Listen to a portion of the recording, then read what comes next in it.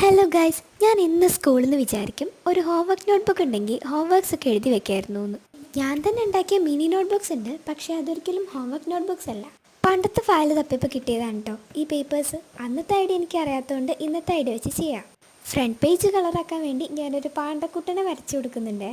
ഞാൻ ബാക്ക്ഗ്രൗണ്ടിൽ വെച്ചിട്ടുള്ള പിക്ചർ ഉണ്ടല്ലേ, കുറച്ച് ക്യാച്ചിൻ്റെ, അത് വരയ്ക്കാമെന്നായിരുന്നു വിചാരിച്ചത്.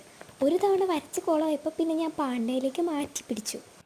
ഇനിയിപ്പോൾ നമുക്ക് വല്ല ബ്ലാക്ക് ഇങ്ക് പെന്നോ അല്ലെങ്കിൽ മാർക്കേഴ്സ് ഒക്കെ വെച്ചിട്ട് നമുക്കൊന്ന് ഔട്ട്ലൈൻ കൊടുക്കാം കേട്ടോ. നമ്മളിപ്പോൾ ഉണ്ടാക്കാൻ പോകുന്നുണ്ടെന്ന് വെച്ച് കഴിഞ്ഞാൽ ഒരു മിനി ഹോംവർക്ക് നോട്ട്ബുക്കാണ്. റിമൈൻഡർ ബുക്കെന്നും വേണമെങ്കിൽ ഇതിന് പറയാം. ഞാൻ വരയ്ക്കാൻ ശ്രമിച്ചത് പാണ്ടക്കുട്ടനെയാണ്. ഇതിപ്പോൾ പാണ്ടക്കുട്ടനായോ അതോ വേറെ എന്തെങ്കിലും കുട്ടനായിരുന്നെന്ന് നിങ്ങൾ പറയണം. ഇനി നമുക്ക് കളർ അടിച്ചു കൊടുക്കാവേ. സത്യം പറഞ്ഞു കഴിഞ്ഞാൽ ബ്ലാക്ക് ആൻഡ് വൈറ്റ് ആയതുകൊണ്ട് പാണ്ടക്കുട്ടന് നമുക്ക് ബ്ലാക്ക് മാത്രം അടിച്ചു കൊടുത്താൽ മതി. ഓൾറെഡി നമ്മൾ വൈറ്റ് ബുക്കിലാണല്ലോ കളർ ചെയ്യുന്നത്, അല്ല പേജിൽ. അപ്പോൾ ഇതാണ് കേട്ടോ നമ്മുടെ ഫ്രണ്ട് പേജ്. തീർന്നിട്ടില്ല, നമ്മൾ ആ ഫസ്റ്റ് പേജ് ഒന്ന് സെല്ലോ ടാപ്പ് വെച്ചിട്ട് കവർ ചെയ്ത് കൊടുക്കുന്നുണ്ട്. എന്തിനാണെന്നറിയണ്ടേ? വാട്ടർ പ്രൂഫായി നിൽക്കാനും അതേപോലെ ഒരു ഗ്ലേസിങ് കിട്ടാനും. ഇപ്പോൾ നമ്മുടെ ഫ്രണ്ട് പേജ് സൂപ്പർ അല്ലേ. ഇനിയിപ്പോൾ നമുക്ക് പേജസ് എല്ലാം കൂടെ കൂട്ടി വെച്ചിട്ട് സ്റ്റേപ്ലർ അടിച്ചു കൊടുക്കാം.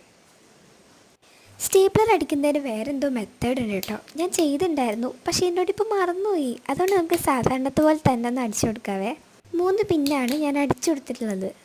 ഇതുപോലെ കുറേ ക്യൂട്ടായിട്ടുള്ള ബുക്സൊക്കെ ഉണ്ടാക്കി വെച്ച് കഴിഞ്ഞാൽ നല്ല രസമായിരിക്കും കാണാനായിട്ട്. ഇതാണ് കേട്ടോ നമ്മുടെ പാണ്ട ബുക്കിൻ്റെ ഫൈനൽ റിസൾട്ട് എന്ന് പറയുന്നത്. അപ്പോൾ എല്ലാവർക്കും ഇഷ്ടപ്പെട്ടോ? പറയാൻ മറക്കണ്ട. അടുത്തൊരു വീഡിയോ ആയിട്ട് വരാം. ബൈ.